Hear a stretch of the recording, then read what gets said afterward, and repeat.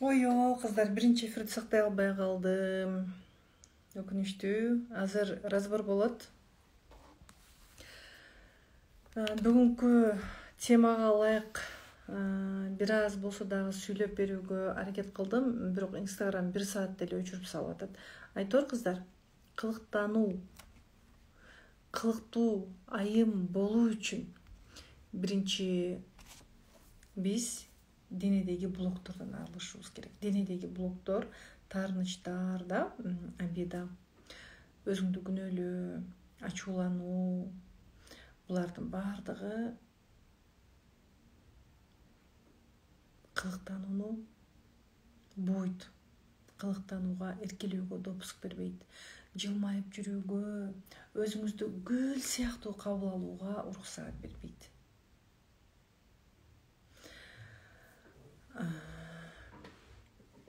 Назик болуу үчүн биринчи ата апаны кабыл алуу керек, кечирүү керек. Курста баардык темалар камтылган кыздар. Үн тон тоңдошубуз керек. Флирт жасоону, кылыктанууну, шыбыраганды билишибиз керек. Туура диалог курганды, тилге фильтр койгонду, ойго фильтр койгонду билүү керек. Булардын баардыгы сабакта бар. Көз менен флирт жасоо, эрин менен флирт жасоо, далың менен сүйлөө, кының менен сүйлөө, дистанцияны кармоо, өзүңдүн кадыр баркыңды көтөрүү, мунун баары сабактарда баары айтылат. Накта таза психологиялык сабактар берилет. Эптеп септеп жөнөкөй сабактар эмес, кыздар. Менин баардык сабактарым кандай десем, өтө кымбат деп айткым келет. Эгерде 100 миңге келсеңиз дагы сабакка, сиз өкүнбөк эмессиз. Мен 100 миңге ушуну алдымбы демек эмессиз. Чынын айтайынбы, кыздар? 100 миң акчаңыз дагы бул сабактардын алдында аздык кылмак. Сиз өкүнбөй кетмексиз. Болгону биздин кыргыздарда 100 миңди көтөрө ала турган деңгээлде.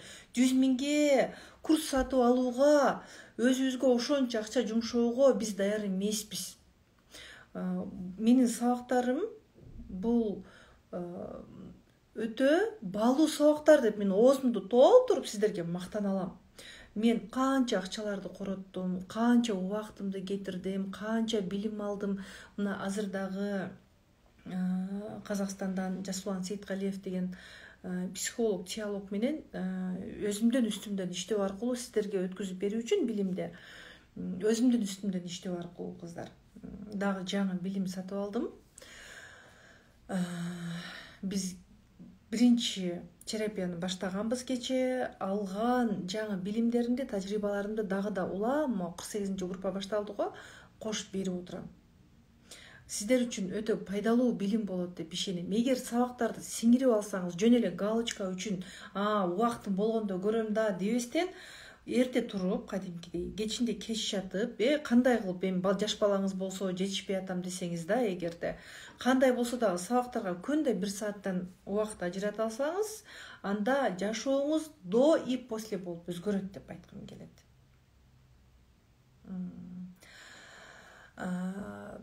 Кантип женственная болобуз, кантип назиктикти үйрөнөбүз, мунун баары менин сабактарымда бар. Кантип балдарга мээрим беребиз, кантип балдарды кабыл алабыз,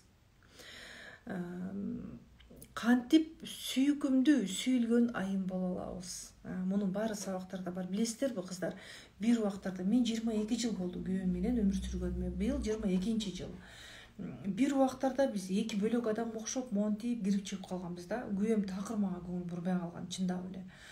Такыр мага сүйлөгүсү келбей калган. Телефон жанына келсең да мени көрбөй калат эле, телефон карап отура берет эле. Ооба, менин күйөөм да измена кылган. Менин күйөөм дагы телефондогу сулуу кыздарды караган. Ошондо эле менин фигурам сонун болсо дагы, ошондо эле мен ушундай келбетим болсо дагы күйөөм телефондон сулууларды караган. Бирок кыздар, мен ушуну түшүндүм, жана бул психологияда да айтылып атат да. Сенин сырткы келбетиң дейт, эркекти кыска убакытка гана кызыктырат дейт. Аялдын жан дүйнөсү сыртына чагылышып туруш керек экен. Мунун баары менин сабактарымда бар, кыздар. Ошол обидалардан арылуу керек. Сизди таарынткан адамдар жыргап жашап атышат. Сиз аларды кектеп өмүр сүрүп атасыз. Андан сиз бактылуу деле болуп кетпейсиз. көңүлсүз жашоо да, жашооңузга шүгүр айтсаңыз шүгүрчүлүк көп да кыздар. Жөн эле өзүңүздүн жашоодо бар экениңизге ыраазы болсоңуз, жашоонун ырахатын сезе аласыз. Өзүн унуткан аялга жашоонун кызыгы жок.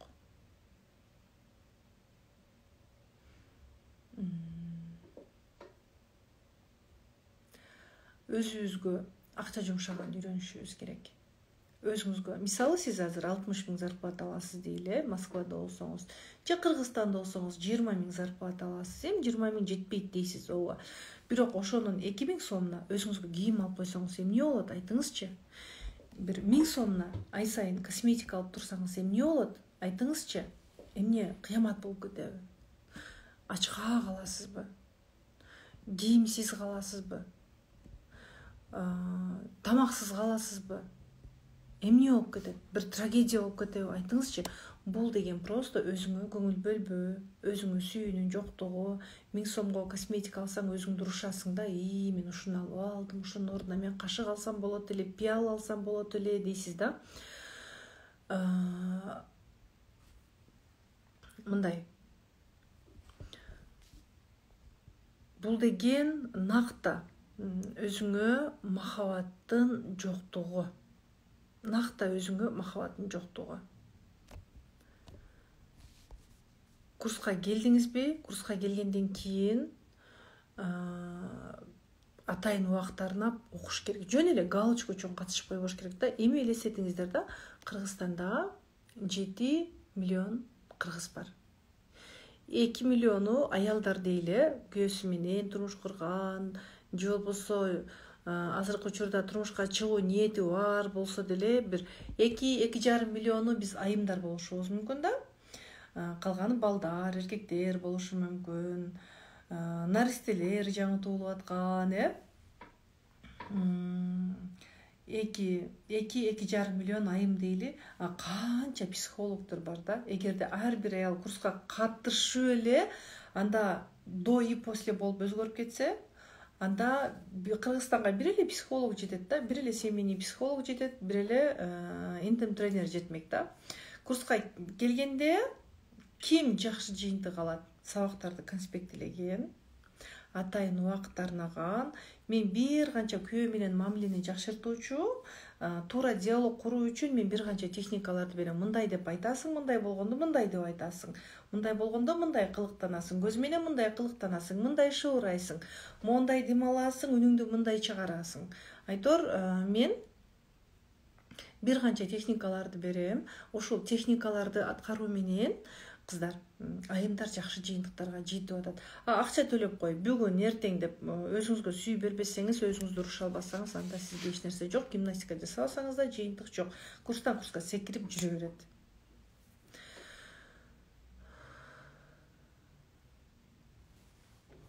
Өзүңдү урушушуң керек.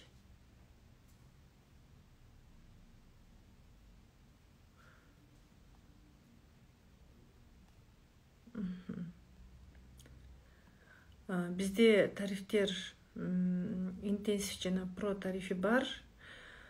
Эки тарифке тең жазылып жакшы жыйынтык алууга мүмкүн. Про тарифинде психологияга терең киребиз. Жогоруда мен айтып өттүм. Азыр эле мына жакшы жыйынтык алган айымдар жазып өтпөдүбү? Акча өзүнөн өзү келип атат дейт. Акча өзүнөн өзү келип атат. Даже мен өзүм таң калдым деп атат го. Мен 2-3 жумушта иштечүм, күйөөм бир эле жумушта иште, мен сени өзүм багам деп атат дейт. Аялдар, биз эркектин көзүнө аял болуп көрүнгөндү билбейбиз. Эркек бизди аял деп кабыл алышын билбейт же эркек деп кабыл алышын билбейт. Аял деп кабыл алайын десе бизде эмоция жок, килде фильтр жок, наалайбыз. Эркекти мактаганды, ыраазычылык айтканды, тилибиз менен жашаганды билбейбиз. Жараштуу кийингенди билбейбиз. Эркектин алдында дене боюбузду койгойтуп кылыктанганды билбейбиз. Анан бизди кантип аял катары кабыл алсын кыздар? Курска келгенде сонун ысык келинчек техникасын берем. Ошол ысык келинчек техникасын жасоо менен дагы сиз көп бир аялдык бакытка жете аласыз. Көп жыйынтык аласыз деп айткым келет. Мого акысыз сабактарды көрүп деле, конспектлеп деле күйөөсү менен мамилесин жакшыртып алгандар бар экен. Ага керек болду сабактар. Офлайнда продогу сабактар өтүлөбү? Жок кыздар, бирок офлайндан деле сонун жыйынтыктарды аласыздар. Офлайнда 2 сабак бар, анан арасында сүйлөп берип турам албетте. Азыр разборду баштайлы кыздар.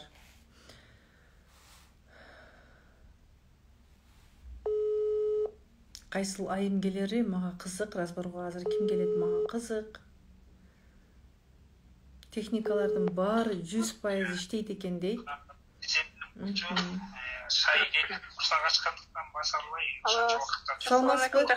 Саламатчылык. Тыныч жерге жайгашып алсаңыз, шуму жок жерге жайгашып алыңызчы.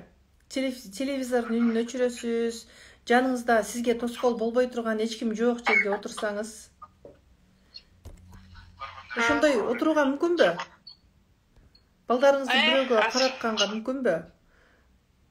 Курсон катышкыла эң сонун результат болот дейт. Дагы бир айым айтмакчы айтты.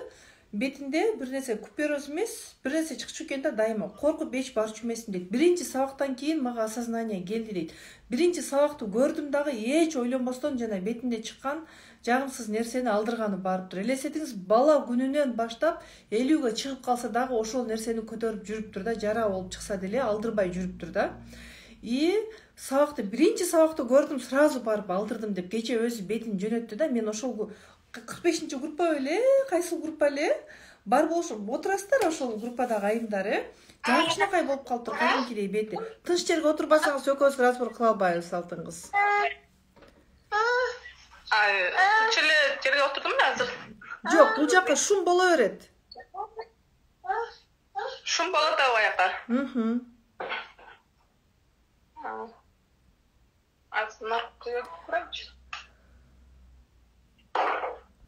Ооба, 45. Демек сиз 45те барсыз, 45-чи группадан айтып өттү, ооба. Бети кадимкидей сонун болуп калыптыр. 45-чи группадагы айымдар бар экен. Балаңызды карай турган бири бар, жолдошума бер. Өзүңүз болгон комнатага кириңизчи. Ошо өзүм азыр бир комнатага кирдим, ал наракта. Тынч жерде сизби? Кирип ала берет да, неме кылып. Жок болсо мына сразу кирип алат.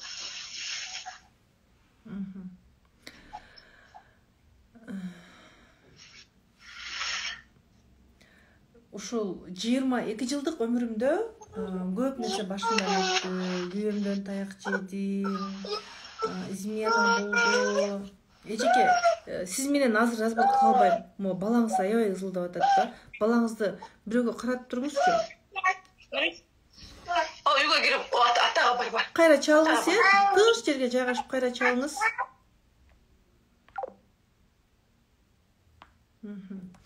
Мен да катышкым келип атат деп атасыз, жакшы, 45тегилер жакшы. 45-чи группадан көп айымдар бар экен эфирде. Демек, мындай кыздар. Эгерде бактылуу айым болгуңуз келсе, анда эч ойлонбой өзүңүзгө акча таап курска келиңиз дагы, убакыт арнаңыз эртең менен эрте туруңуз, сабактарды конспекттелеңиз, гимнастикаларды жасаңыз. Ошол акча өзүңүзгө өзү келет. Сизге өзү келет.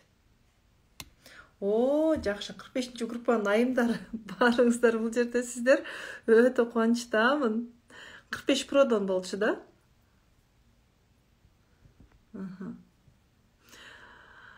Офлайн форматка дагы психологиялык сабактар берилет, онлайн форматка дагы берилет. Кыздар, эркектин кулагына туура шуурап, жагымдуу үн чыгарганды билиш керек. Эркек сиздин ошол шуураганыңызды эртеси кечке чейин ойлонушу керек.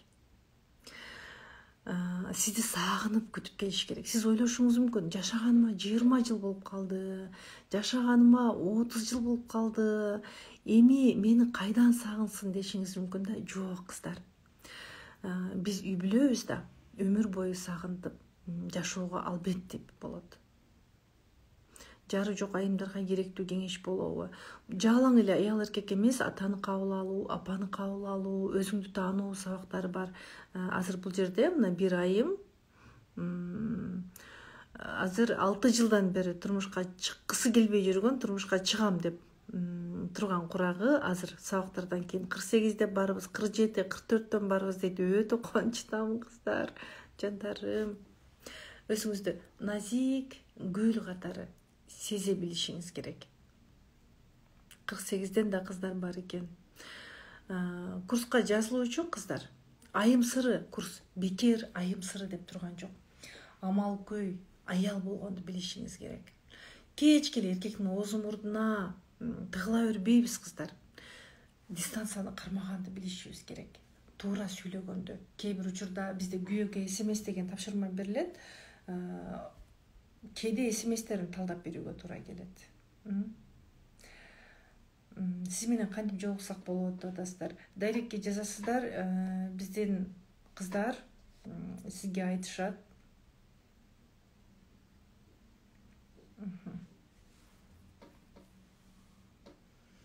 45-нчи группа сакталсын. Кыздар, сабактарды көрүп алыңыздар. Сабактар убагы келгенде баары бир өчүрүлөт. 43төн бар экенсиздер. Өтө кубанычтамын. Мыкты айымдарбыз. Вот, мына көрдүңүздөрбү? Баарыбыз мыкты, эң мыкты айымдарбыз дейт. Сиз биз мыктыбыз деп мындай ишенимдүү дем менен айта турган деңгээлде өсүшүңүз керек. 41ден барбыз дейт. СМС сабагы сонун жардам берди дейт. Вот, көрдүңүздөрбү кыздар? Аял тили менен 99% бактылуу боло алат, тили менен 99% бактысыз боло алат. Дене менен сүйлөгөндү, кын менен сүйлөгөндү билишибиз керек кыздар.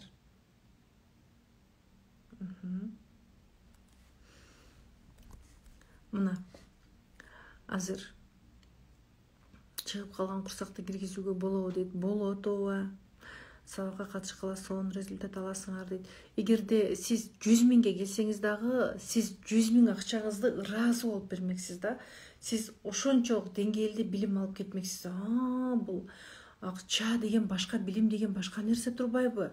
Мен жакшы эле келген турбаймынбы курска? Демексиз. WhatsApp сакталсын дейт. Ооба, WhatsApp'тар калат кыздар, өчүрүлбөйт, жабылбайт. Тилим менен экөөбүздүн мамилебиз өзгөрдү. Тилге фильтр койгонду үйрөнөбүз. Туура сураганды аял мого билеги менен кечке монтип эшектей болуп иштеп эмес, тили менен амал кылганды үйрөнүш керек. Мурда мен да айтат элем, да жакшы мен иштейин. Мен иштебесем балдарым ачка калат эле. Балдарым эл кийгенди кийбейт эле, эл жегенди жебейт эле деп ойлочумун да. Жок кыздар. Мен азыр түшүндүм. Мен азыр эгерде иштебей үйдө турсам дагы ошол амалым менен күйөөмдөн сурап жегенди үйрөндүм. Күйөөмө дух бергенди үйрөндүм. Бирок мен азыр жумушумду жакшы көрөм. Азыр мага бирөө $1 миллион сунуштаса дагы айына мен отказ бермекмин. Анткени бул жумушум аркылуу мен гимнастиканы өзүм жакшы жасап жүрөм жана тынымсыз өзүмдөн үстүмдөн иштеп жүрөм. Бул билимдер өзүмө аба менен суудай керек. Акча жакшы нерсе, ооба, акча мүмкүнчүлүк. Бирок мага акчадан дагы маанилүүсү мага бул жумушум.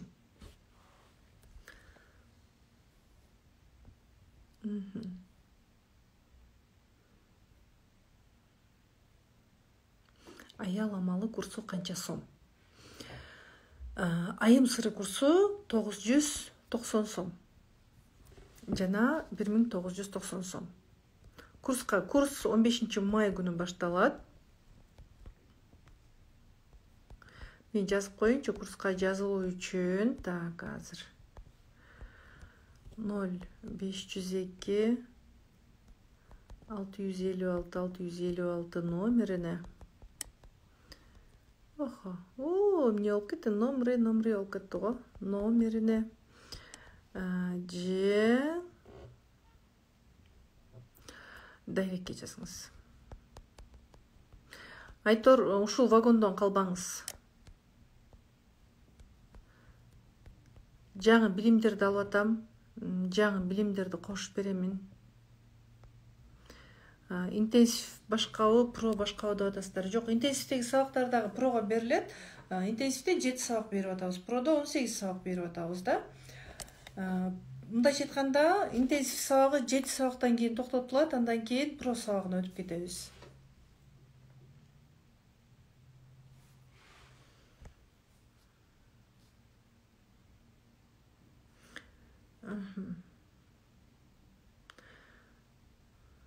$502,656 15 май күнү башталат кыздар курс. Бүт сабакта результат берет экен. Күйөөм чачымды кичине кестирейин десе макул болчу эмес. Эми сабактан кийин чачымды кестиртип сулуу болуп калдым деп өзүнчө бактылуу болуп жүрөт. Мен 45-группадамын. Чоң рахмат. Чын эле ойлонуп көп лишний сүйлөбөгөндү үйрөндүм. Мына кыздар, эч кимге жамандабай негативден арылдым дейт. Бул сонун нерсе да кыздар. Бул өтө сонун нерсе.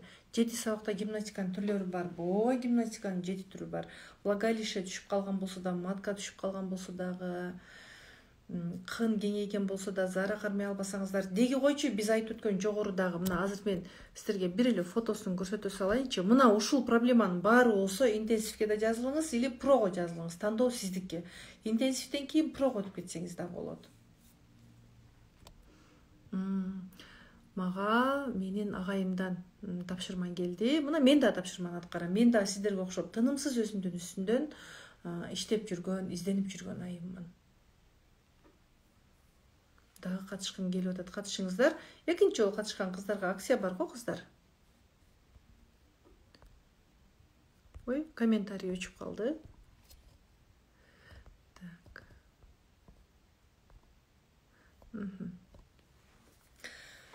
Азыр разборго келген айымдын улам балдары ыйлап атты. Разборго келгенде тынч, келген жакшы, тынч отурган жакшы. Эгерде курска катышпаган айымдар болсо, разборго катыша тургандар барбы? Ким келет? Келгиси келеби? Телефон номериңизди бересиз, сиздин лицоңузду эч ким көрбөйт. Курска катышпаган айымдар келиңиздерчи, курска катышкан эмес, курска катышпагандар келиңиздерчи.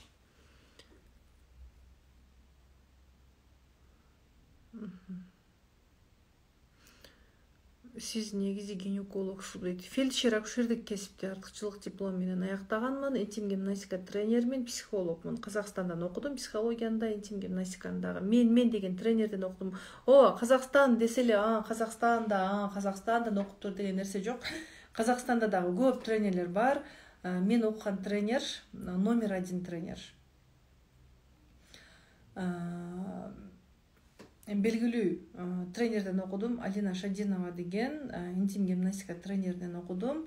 Ал өтө билимдүү айым, өтө назикчан. Ошол айымдын билимдерин сиңирип алдым.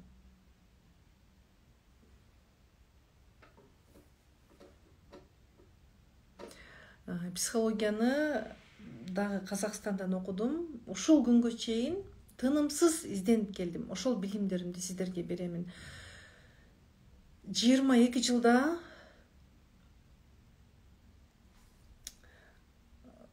кандай сыноолор болсо дагы бекем туруп үй-бүлөмдү сактап калууга аракет кылдым.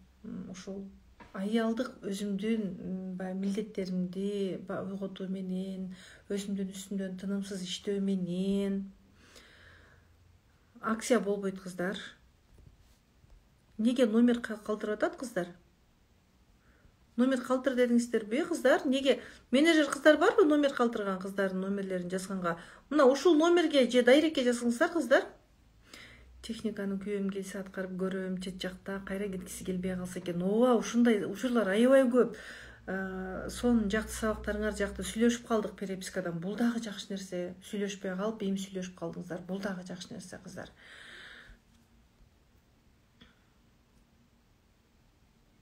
Молочница тез эле болуп атам. Гинекологко барып көрүнүңүз да. Анан баары жакшы дей турган болсо, воспаление дей турган болсо сөзсүз алыңыз лечение. Анан баары жакшы десе, анда проработкаларды көп аткарыш керек. Разборго дедиңиз. Дайрекке калтырыңыздар дедик го кыздар, дайрекке калтырасыздар. Элиза деген айым, биздин курска катыштыңызбы, катыша элексизби? Өзүңүз айттыңыз го, дейди жандарым. Менин курсума катышпадыңызбы? Касымова айым же болбосо Элиза айым. Курска катышкан болсоңуздар, жок, курска катышпагандар келиңиздерчи.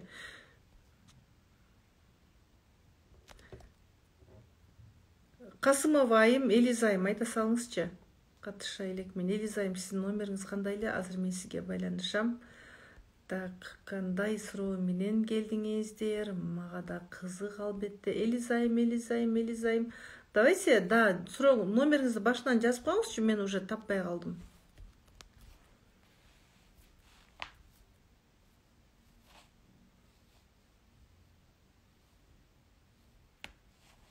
Элизайым.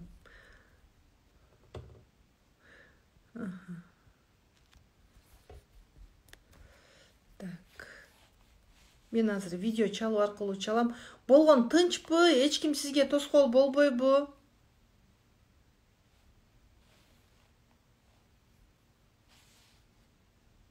Азыр разборго келген айым абдан шум жерде отурат да, менин да оюм бөлүнөт.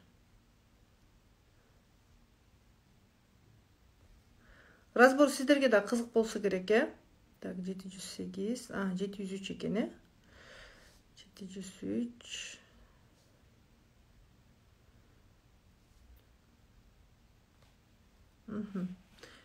Тынч жерде отурасызбы? Тынчпы? Элизайым.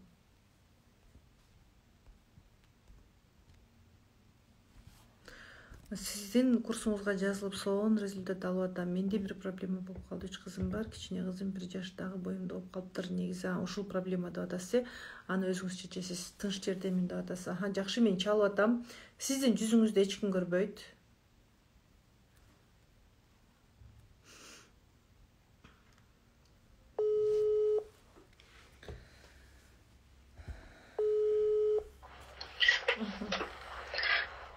Саламатсызбы эжеке? Саламатчылык, о, красавица. Көрүп турганыма кубанычтамын сизди. Мен дагы кубанычтамын эже. Менин баракчама качан келип калдыңыз? Сиздин баракчаңызга бир 2 айдай болуп калды. Көрүп жүрдүм. Мен жакында эле төрөгөм, балам 4 ай болот эми. Анан ошол себептен мен бара албай жүргөм. Негизи офлайн курсуңузга катышайын деген оюм бар эле да. Анан кечээ күнү номеримди калтырып менеджерлер менен жазышсам, кызыктуу болду. Анан эртең 15-инде онлайн башталат экен го. Ошого катышайын деп атам. Өтө жакшы, кубанычтамын. Сиз азыр бирок угуп атам. кичинекей карай турчу адам жоктан, анан офлайнга жазылып алып барсам мешайт этип калат го, Ооба. Кичинекей балаңызды карай турган бирөө келсе болот. Курс качан башталат дейт кыздар? 15-май күнү башталат. Жазылып жетишип калыңыздар. Сиз жүрө бересиз, күйөөм мындай, күйөөм андай деп сүйлөнүп жүрө бересиз. Же болбосо канча проблема мого жогоруда айтылган монча проблеманын баарын көтөрүп жүрө бересиз да. Ден соолук, мамиле сизди күтүп турбайт. Сиз курска келесиз, 2 күндөн баштап проблемаларыңыздан арыла баштайсыз. Курска келгенде айтышат, неге мурда эле жазылбадым, эмнеге жүрө бердим экен, мурда эле жазылсам болбойт беле, мурда эле ушундай билимдер болгондо атаганат деп айтышат да, кандай сонун болот эле деп. Ким жазылса утат кыздар. Мен сиздердин акчаңыздарга кызыгып, ой, ушул жазыла калса экен, акчасын бере калса экен деп турган жокмун. Мен рызкымды Алла берет. Пенде аркылуу берет рызкыбызды Кудайым. Бирок мен сурасам башка тараптан да берет. Өзүңүздөр үчүн жазылыңыздар. Мен үчүн эмес, өзүңүздөр үчүн. Курс 990 сом интенсив тарифи жана про тарифи 1990 сом. Онлайн катышсак результат болобу дейт кыздар. 49-группа старт алып атат. 49 группада канчалаган айымдар окуду. 48 группада буга чейин интенсивде дагы, продо дагы. Ушунча отуздар сиздер ойлойсуздарбы? Ушуну баарын придумать этип жазып чыгат деп ойлойсуздарбы? Даже отуздарды алып сиздерге баарын салганга бизде убакыт жок. Чынын айтайлыбы? Ошончо результат болгон үчүн анан биз онлайн сабактарды өтүп атабыз. Результат болбосо айымдар бизди жеп коет эле го, төпөштөп салат эле го, соттолуп кетпейт белек. Матка түшкөн геморройдон жакшы болдум, өтө жакшы. Курста онлайн жана офлайн формат бар. Төрөгөндөн кийин канча күндөн кийин кылса болот, 3 күндөн кийин жасай берсе болот. Эгерде обильно келип турса, анда 10 күндөн кийин байкап көрүү керек. Про деген сабактан жогоруда эле айтып өттүм. Кыздар, продо негизи отношения. жакшырат. Күйөө менен мамиле, бала менен мамиле, кайненеңиз менен мамиле, бардык адамдар менен мамиле жакшырат. Сүйүлгөн, сүйүктүү, айым болгонду билесиз. Например, сиз ойлошуңуз мүмкүн, мен неге таарынчакмын, мен неге урушчакмын, мен неге жаманмын, неге оюмду ачык айта албайм дешиңиз мүмкүн. Анын баары сабакта бар. Неге күйөөм мага көңүл бурбайт, неге экөөбүз урушуп кете беребиз, неге күйөөм телефондо отура берет десеңиз, анын баары сабакта бар. Күйөөм жаман, күйөөм мага көңүл бурбайт деп жашап атасыз. Бирок бир кичинекей нерсесине байланып жашап атасыз да. Мунун баары сабакта жооп бар кыздар. Сиз өзүңүздүн эле эмес, күйөөңүздүн, айланаңыздагы адамдардын психологиясын көрө баштайсыз. Эгер сабакка активдүү катышсаңыз, сиз айланаңыздагы адамдардын травмасын көрө баштайсыз. Ушак сиз үчүн эмес болуп калат. Сиз өнүгүү деңгээлине түшөсүз. Жаңы деңгээлге көтөрүлөсүз.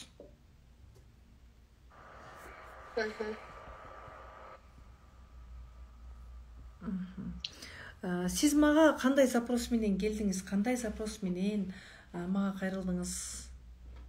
47 жаштамын, катышсам болот дейт. 80 жашта болсоңуз да катышсаңыз болот. Мен ошо интим тренировкаларга катышайын дегем. Өзүмө уход кылып баштайын дедим да. Өтө жакшы, кубанычтамын. Разбор деген мындай, кыздар. Бүгүнкү тема мындай болчу да. Неге кылыктана албайм? Мен сүйүлгүм келет деген тема болчу. Ушул теманын айланасында сизде суроо барбы? Бар. Кандай суроо бергиңиз келип турат? Сизди түйшөлткөн маселе эмне? Мен сабактарымды угуп отуруп, сизде кандай суроо пайда болду? Мен эфиримди көрүп отуруп. Мен, например, мындай кылыктанып, ушундай боло албайм да. Мен ушундай болсом, мен жасалма болуп аткандай сезилем өзүмөчү. Мен мынтип бир нерсеге баш ие албайм оңой менен. Мисалы, эмнеге баш ие албайсыз? Мен например, мен иштешим керек, мен мынтишим керек. Ошо көп нерсени өзүмө алып алганмын да. Үйдөгү милдеттин баарын өзүңүзгө өзүңүз алып алдыңыз. Анда ойдагы бар, анан кылыктанып ушундай кылсам, мен мындай жасалма адам болуп калгандай сезилем өзүмөчү. Жасалмадай сезесиз.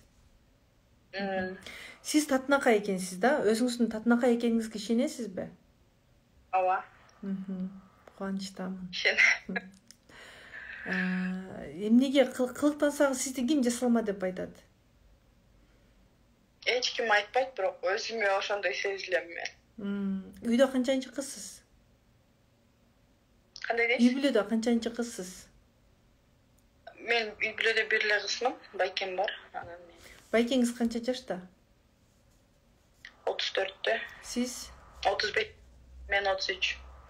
1 жаш. Сизден кийин ата-энеңиз балалуу болгон жок? Кандай дейсиз? Сизден кийин ата-энеңиз балалуу болгон жок? Жок. Экөөнүн мамилеси кандай болду?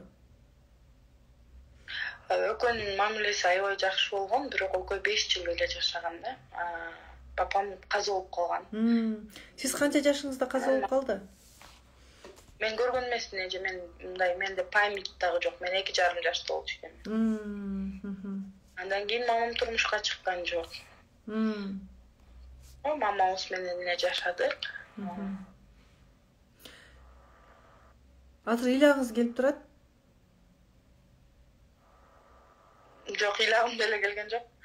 Ойлонуп кеттим да, дагы мен айтсам деп сизгечи. Күйөөңүз менен мамиледе сизди эч ким көрүп турган жок, сизди мен эле көрүп атам. Ачылсаңыз болот, разборго келген адамдардын айымдардын ачылганы жакшы. Сиздин сырыңыз мага Алладан аманат. Сиздин лицоңузду азыр көрдүм, болду. Мен башка эч жака чыгарбайм, эч жака чыкпайсыз.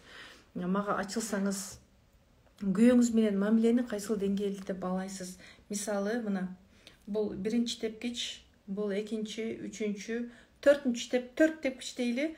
Ушул 4 тепкичтин кайсыл деңгээлинде дейсиз күйөөңүз менен мамиле? 1-чи. Төмөнкү деңгээлдеби? Күйөөңүз жөнүндө эмнени айта аласыз? Например, жакшы жакты. Күйөөм жакшы адам, негизи ак көңүл, мындай Сизден канча жаш чоң? 3. Адамга жакшы мамиле кылат, Адам менен жакшы тил табышат, бирок экөөбүздүн мамилебиз көп келишпейт. Мен ошо айтат да, сен көп баш ийбейсиң дейт, өзүң билгениң кыласың дейт. Анан биз сүйлөшүп жүргөн убакта эле айткан, сен төшүкчүлсүң, сен өмүр бою ушундай болуп каласың, бардык нерсени өзүң аласың, сен мамаңа да кайгырасың, ушундайсың деген да. Жакшы күйөөңүз бар экен. Мындай да кыздар. Апа жалгызбай болуп калганда баланын ою ошол жака кете берет да. Биз анын тагдырын сыйлашыбыз керек. Ал апаңыздын өмүрү. Апаңыздын өмүрүн сыйлашыңыз керек. Аны сиз кылган жоксуз, сиз Кудай эмессиз, болду, аны сиз өзгөртө албайсыз да. Сиз канча ойлонгондо деле апаңыздын жашоосу өтө сонун болуп кетпейчи, сиз каалагандай болуп кетпейт. Эми биз баарын каалагандай кыла албайбыз да, биз алсыз эле пендебиз да. Мына бул так.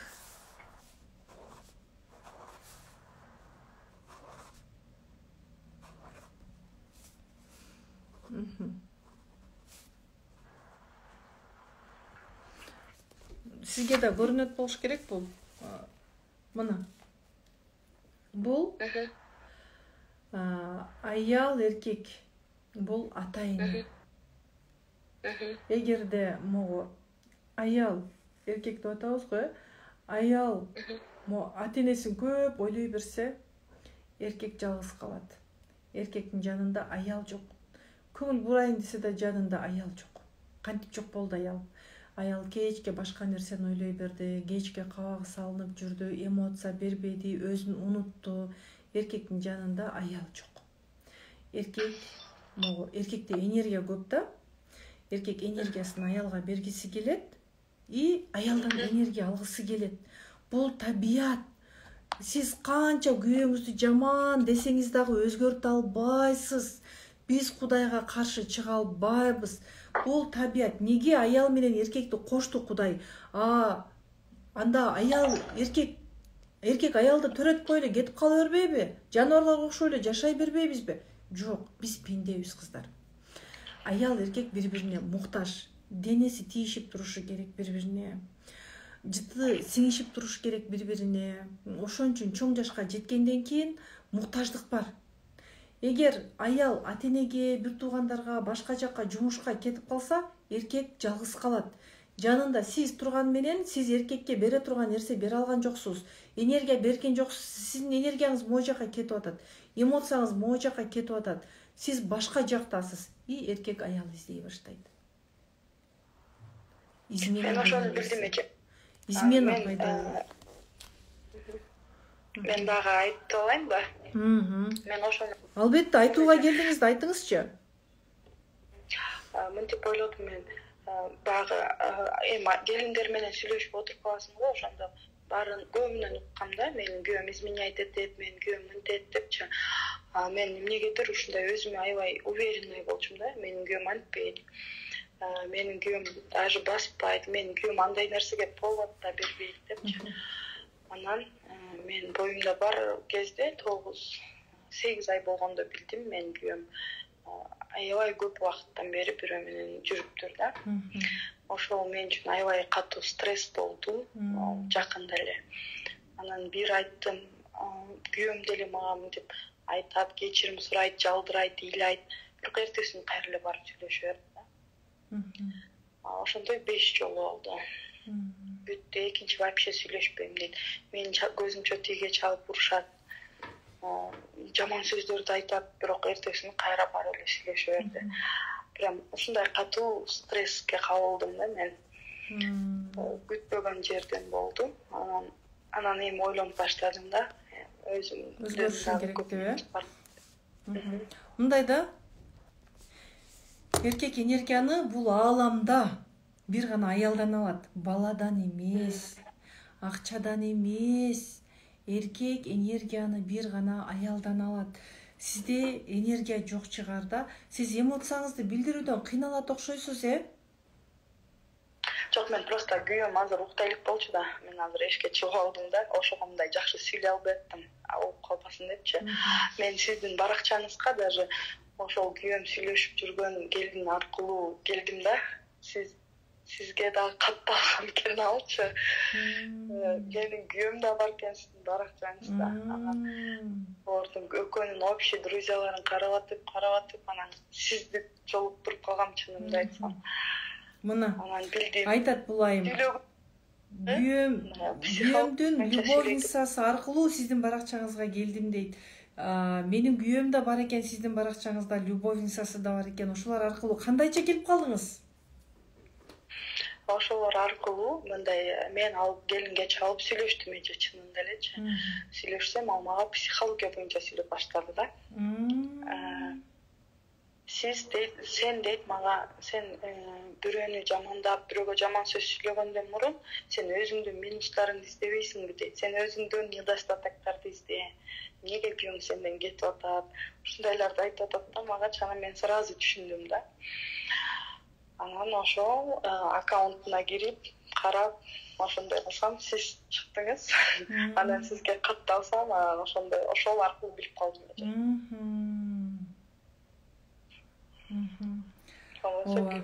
Мындай учур болду да бирде.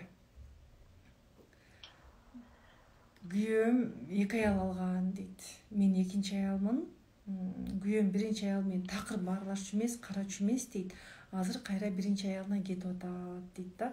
1-нчи аялы менин курсумда окуган экен. Ал сиздин курсуңузда окуган экен дейт да. Кандай билген мен билбейм. Мен сизге дейт, курсуңузда да окуйм, мен жеке да жазылам дейт. Мага күйөөм келбей калды азыр дейт да. Качан биз болбой калганда монтип тыгылып калганда биз чуркайбыз да. Но сиз азыр дагы кеч эмес, азыр да эрте келдиңиз. Эркек любовницаны сүйбөшү мүмкүн кыздар. Бирок эркек любовницанын жанында өзүн жакшы көрөт. Эркек аялды сүйөт мени дебешиңиз керек. Мына сиз дагы мени сүйөт деп өзүңүзгө катуу ишенип алдыңыз го. Эркек аялдын жанында өзүн жакшы көрөт. Ушуну билиңиздерчи кыздар. Эркек аялды сүйсө дагы аялдын кылыктарын сүйөт. Аялдын эмоциясын сүйөт. Аялды сүйбөйт кыздар. Аялдын түндө шыбыраганын, эркекке энергия бергенин, мүчөсүн мактаганын, эркекке ыраазычылык айтканын сүйөт. Түндө күчтүү энергия бергенин, аны козута турган сөздөрдү айтканын сүйөт. Ошон үчүн мунун баарын мен сабактарда кошуп атамын да. Курска келиңиздерчи, айланып кетейиндер. Ушул нерсени үйрөнүп, бир күнү бир техниканы аткарып, эркегиңизди өзүңүзгө жипсиз байлаңызчы. Сиз күйөөңүздү жоготуп алуудан коркуп эмес, айымдар, сизди күйөөңүз жоготуп алуудан корксунчу, мындай төмөн болуп, пас болуп жоготуп алуудан коркуп жашабайлычы кыздар. Бул тепкичтен мен өткөнмүн. Мен да күйөөмдү жоготуп алуудан коркуп, жана кечке чейин любовницаларын карап, даже азыр мен аларды ойлогонго да убактым жок да. Мен азыр Кудайыма шүгүр, мен кылыктуу аялмын деп айта алам. Назик жанмын деп айта алам. Менде энергия бар деп айта алам. Мен кылыктуумун, назикмин, менин фигурам сонун, мен сулуумун деп эле мен токтоп калсам болот эле го. Жок кыздар, мен дагы сиздерге окшоп изденип жүргөн жанмын. Күндө тынымсыз мен дагы сиздерге берген техникаларды аткарамын. Сиздерге берген сөздөрдү мен дагы айтамын. Аялдык бакыт мага да керек. Мага да эркектен көңүл буруу керек. Эркек үчүн кылбайм мен амалды, өзүм үчүн кылам. Өзүмдүн бактым үчүн, өзүм алуу үчүн. Биз аялдар эркек ичине жакшы сүйлөп койсо эле жүрөгүбүз тоодой болуп жыргап калабыз да, Бизге ошол нерсе керек да. Аялдык бактыбыз үчүн да керек да бул нерсе. Ошол тынымсыз мен сиздерге техникаларды берип отурам. Кантип өзгөрөт, кантип эле дей турган болсоңуз оңой эле курска келесиз, тапшырмаларды аткарасыз, болду. Эркек бир эле учурда любовницасын да кызганат, бир учурда аялын да кызганып коет. Туурабы? Кандай дейсиз? Туура эже. Менин жолдошум, мен эмени түшүндүм эже. Любовь менде жок нерсени андан табыптыр. Анан ошол нерсени менден талап кылды да. Бир күнү жатсак эле эме деп айтты. Жанагындай лазерби эмне бир нерсе бар экен го, кынды кичинерткен деди. Ошого барбайсыңбы депчи. Күйөөңүз жакшынакай эле күйөөңүз бар экен анан? Аны сен каяктан билесиң десем, мен бирөөнүн статусунан көрдүм дейт.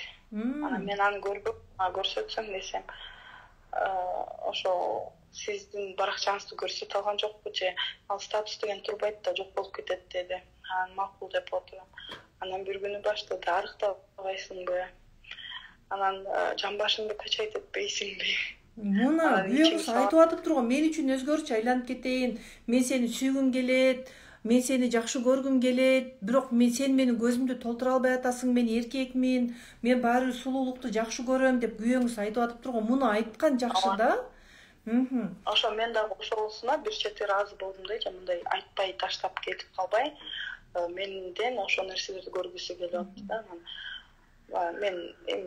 Мен буга чейин эже шаарда эле өскөм, шаарда эле чоңойгом, бирок эмнегедир именно ошо интим темадан алыс болчу экен. Мен деле общество менен, клиенттер менен иштечүмүн, бирок ушул жөнүндө сөз болгондо эле мен туруп кетип калчумун да, өзүм ишимди кылам деп. Клиент, сизде оргазм барбы? Редко эле болот эже. Эркек менен жыныстык катнашта түрдүү позаларга барганды билесизби? Билбейм. Мен аны билбептирмин. Үн чыгарганды билесизби? Сизден жагымдуу үн чыгабы? Баягы оргазм алып аткан учурда чыгат. Жагымдуу, жагымсыз экенин билбейм эле. Ошол ар бир жыныстык катнаштын ар бир деминен биз лаззат алганды билишибиз керек да. Өзүңдүн кыймыл аракетиңден жана күйөөнүн кыймыл аракетинен текке кетирип салбашыбыз керек. Курска келгенде айтылат, сизге жазыласыз го, жазылдым дедиңизби? Мунун баары айтылат. Кантип үн чыгаруу? Жазылам. Анан мен дагы сурайын дегеним эже, мен офлайнга дагы барганым жакшы болобу сизге? Негизи онлайнда 18 психологиялык сабак берилет, продо интенсивде 7 сабак берилет. Ал эми офлайнда психологиялык 2 сабак бар. Бирок эми 2 сабакка мен көп нерсе батырып бере албаймын да. Ошон үчүн офлайнга келген аялдар деле онлайнга жазылгандар көп. Онлайнда психологиялык сабактарга кызыгып жазылат. Офлайнда алар эми биздин көз алдыбызда көнүгүүлөрдү жасап үйрөнүп атышпайбы? Дагы да мына күйөөңүз айтып турго, сизде энергия сизде детствого кеткен айтайынбы? Кичинекей кезиңизден оюңузду ачык айткан кыз болдуңузбу? Мага мындай ойлонуп туруп жооп бериңизчи. Мындай сизге эртең курска келгенде дагы курсту алып кетүү сизге оңой болот. Мында оюңузду ачык айткан, эркектер менен, эркек классташ балдарыңыз менен ачык сүйлөшкөн кыз болдуңузбу? Ошондой болгом эже. Анан мен турмушка чыккандан өзгөрдүм. Мени башында күйөөм көп жерден басынтты да, мындай. Ошо кайын журтум, мен алдан деле өзүмөн кетти болуш керек, мындай. Мен турмушка чыккандан кийин анан менде аябай чоң өзгөрүүлөр болду. Мен ошондо менде таарыныч пайда болду. Басынтууга эмнеге жол бердим деп ойлойсуз? Мен ойлойм, мен ошо бул түпкүрүнөн келип, мен мамамды ойлойм да, анткени мен баягы турмушка чыгып атканда мамам көп сөздөрдү айтты да, мен эртең ажырашып келбе, мен уят кылба, мен жалгыз сени чоңойтсом, ошо сен мындай бетке айткан, бирдемени айтып салган кыялым бар. Мисалы бетке эмнени айтчу элеңиз? Дагы уланта бериңиз. Ошондой ойлорумду андай кылба, сен мага айткандай, мисалы андай туура эмес деп кайненең айтпа, туурабы, туура эмеспи айтпа, сүйлөбө деди да. Анан мен ошо башынан эле сүйлөбөй көнүп калыптырмын. Баягы сүйлөйүн, бирдеме десе мен сүйлөп жооп берейин деп мамамды ойлойм да. Мен эртең булар мамама айтса, анан мен уят кылдым дейт мамам. Мамаңыз менен мамилеңиз кандай болду? Чынын айтыңызчы. Мамам менен эми бала кезинде туура эмес бирдемелерди кылып койсом коркчумун. Азыр мамам менен баардык нерсени ачык сүйлөшөм. Бала күнүңүздө ачык сүйлөшө алдыңызбы? Апаңыз сизге канчалык деңгээлде көңүл бура алды деп ойлойсуз? Апабыз бизге баягы атабыз жок себептен, апабыз күнү түнү иштеп, бизге көп көңүл бурган жок, бирок бош убактысында жакшы эле мээрим төкчү. Баягы мээрим төккөндөн дагы кандай десем, элден кем калбайын деп эчтекебизди кем кылбай алып берип жүрдү, бирок ошо көп мээримдүү албай калды деп ойлойм. Түн ортосуна чейин иштечи. Анан мындай бирдемени ачык сүйлөшчүбүз, бирок эми коркуу сезим деле болчу, баягы ата-энеден коркосуң го. Мисалы, кандай коркуу сезим? Мисалы, эми бала кезде же ойноп жүрүп күлүчү жоготуп аласың да. Ал күлүч бир эле жолу эмес 5 жолу жоготкон болосуң, анан биринчисинде унчукпайт, экинчисинде, үчүнчүсүндө сабайт обязательночу. Бирок ошентип сабап туруп, мамам эми ал убакта конфет деген аз болчу, бирок ошондойлорду алып келип берчү да. Кайра өзү мага, например, сөйкө, бир белектерди берчү, кийим алып келип берип, кайра ошондой кылып бири-бирибизден кечирим сурачубуз. Бирок жүрөгүмдө баары страх бар болчу же. Азыр дагы бирдемени туура эмес кылсам, сабайт дегенчи. Апаңыздын апасы менен мамилеси кандай болду? Апасы менен аябай эле жакшы болгон. Апасы өтө жоош киши болгон. Жоош болду. Ал кишинин колун атасы катуу киши болгон да. Атасы менен сүйлөшө алышкан эмес булар. Апасы аябай жоош адам болгон. Ошол сиз айта аласызбы, апаңыздын атасы менен мамилеси, апаңыздын ата-энесинин бири-бири менен мамилеси кандай болду, айта аласызбы? Экөөнүкү жакшы эмес болгон. Таятам тайнемди урчу. Мен кенедей кезимде көп жүрдүм аякта. Анан баягы тайнем чай берип атып эле кечке таятамга бирдемелерди сүйлөнө берчи, жаман сөздөрдүчү. Анан мен баягы баламын да, коркчумун. Азыр таятам уруп берди, кайра тайнемди деп элечи. Канча жаш болчуңуз ошондо? Мен ошондо бир 2-3 класс кездерим болчу. Каникулда, жайында, кышында көп барчубуз. Бир жума каникул болсо деле ошого барчубуз да, тайтабызгачы. Өзүңүздүн каалооңуз менен барчу белеңиз? Өзүм каалоом менен барчумун, тайнемди жакшы көрчүм, сагынып барчым, таятамды деле жакшы көрчүм. Таятам бирок ошо баягы сүйлөбөй жүрүп сүйлөгөн адамдыкы жүрөгүмө калат экен да. Бир жолу таятам бутума уруп койгон, столго чыгып алсам, ошо эсимде калып калган. Атак ошол ойноп жүргөн балдардын арасынан ал убакта акча деген аябай чоң эме болчу да. Таятам деген жакшы акча тапчу уста болчу да. Анан бизге постоянно акча берип турчу. Бирок ошо бир жолу бутума урган, бир жолу аркама урган, ошо эсимде калган. Калган жерлерден жакшы мамиле кылчу. Сизде жыныстык катнашты өзүңүз каалайсызбы? Жок. Мындай бир түн ортосунда бир эле моментте келет да, же бирок аябай редко. Жанагындай күндө же болбосо мен ансыз жашай албайм деп айта албайм. Мен сизден азыр байкап турам да. Сиз боюңузда болгон кезде да, сиз апаңыздын боюнда болгон кезде байкеңиз 34 жашта, сиз 33 жашта, ортоңуздарда 1 жаш бар. Апаңыз калып, мен дагы тез боюмда болуп калды дебеди бекен? Билбейсиз, Апам дебептир, бирок апам окуучу экен ошол убакта политехте. Анан элдер айтыптыр, алдырып сал, дагы төрөйсүң, сен окушуң керек деген сөздөрдү көп айтыптыр, бирок апам болбой коюптур. Азыр наоборот айтат да, мен буларды ойлой берип, ушуларга эме кыла берип, сиз айткандай көп көңүл бура берип, азыр апам айтат, байкеңен караганда байкеңдин характери слабыйраак, сен күчтүүсүң дейт да. Сенин характериң эркектикиндей депчи. Сен ошентип алдыр деп айтышканда алдырбаганың жакшы болуптур. Анан папам каза болуп электе. Алдыр деп айтканда алдырбаганым жакшы болуптур деди, Ошентип жок, болуптур деген жок, ошентип айтышкан деп айткан эже. Мен да сөзүм туура эмес сүйлөбөйм. Ошентип көп айтышкан деди да. Анан мен эч кимди укпай койдум деп айтып берген. Анан папамдын бир тууган агасы сураптыр. Силер дагы балалуу болосуңар, жашсыңар, кызыңарды бергиле десе, папам макул болуп коюптур. Анан үйгө келсе, мамам бербей коюптур. Жок, экөө бир тууган, экөө чогуу өсүш керек деп. азыр бирок ошону тамашалап шылдыңдап мындай кээде күлүп айтышат байкем дагы берип койсок болмок экен ошого деп азыр жүрмөксүң да деп ушундай сөздөр болот да. Оңой ыйлайсызбы? Кандай дейсиз? Оңой ыйлайсызбы? Мындай кээде бир бук болуп турганда сразу ыйлайм да. Мындай даярданып тургандай эле ыйлайм.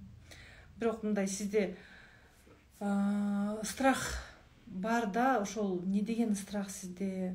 Адамдардан мен сизден көрүп турам, бир травма көрүп турам, түйүлдүү кезден травма көрүп турам да. Мен көзүм ачык эмес, бирок мен көп аялдар менен иштешем да. Түйүлдүү кезден алган травмалар көрүнүп турат. Сиз азыр 33-дөсүз, ошол 33 жыл энергияңыз ошол жака кеткени көрүнүп атат да. Ошондой да бар. Анан мен күйөөмө мага бирөө айтты да, өзүмөн ол эже, сен күйөөңө аял эмес, апасы болуп турсуң деди да. Анан ошол сөз мага аябай деле жеткен эмес. Мен күйөөмө мени исмин айтып эткенде мен ыйладым да эже, менде эмне күнөө кетти депчи. Сен мага айтсаң мен билейин. Сага тамак жасабай койдумбу, үй кир болдубу, үй жиналган жокпу, же балдарым кир. Тамак жасадыңызбы? Сиз служанкасыз, мультиваркасыз, нан бышырдыңызбы? Сиз духовкасыз, балдарыңызды карадыңызбы? Сиз нянькасыз, кир жуудуңузбу? Стиральная машинасыз. Аял эмессиз да? Аял эмессиз да? Аял деген кандай болуш керек? Биз аял десе жумуш деп түшүнөбүз да. Аял жумуш кылыш керек деп түшүнөбүз. Аял эркекке эмоция бергенди билиш керек. Аял кылыктанганды билиш керек. Аял төшөктө эркекти эсинен тандырганды билиш керек. Аял туура сүйлөп өзүнүн кадыр баркын көтөргөндү билиш керек. Аял эркектин жанында, бул эркек болсо бул аял ордун ушул жерден өйдө чыгарбай кармаганды билиш керек. Орду ушул жерде болуп өзүнүн кадыр баркын могу жака көтөргөндү билиш керек. Өзү ушул жерде туруп, бирок кадыр баркын могу жака көтөргөндү, эркекке дух бергенди, аны жертва кылганды. Сен муну жакшы кылдың да, сен болбосоң ушуну мен кантет элем? Эмес, жаным, сен ушуну сонун кылып койдуң да, сен болбосоң кантет элем деп мындай аны жертва кылыш керек да. Балаңды алдайсың го. Бала, молодец, сен ушуну сонун кылып койдуң да, сен болбосоң мени кыла албай койдум да деп алдайсыз го. Бирок баланы баладай, эркекти эркектей мактаганды билишибиз керек. Эркекти баладай мактаган жарашпайт. Ал эркегиң менен сен бир төшөктө жатасың. Мүчөсү сенин кыныңа кирип чыгат. Ал сенин эриң. Балага карагандай караба. Эфир дагы бүтүп атат. Кайра кире албайбыз эми. Могу жерде 1 саатта эле эфир бүтүп калат да.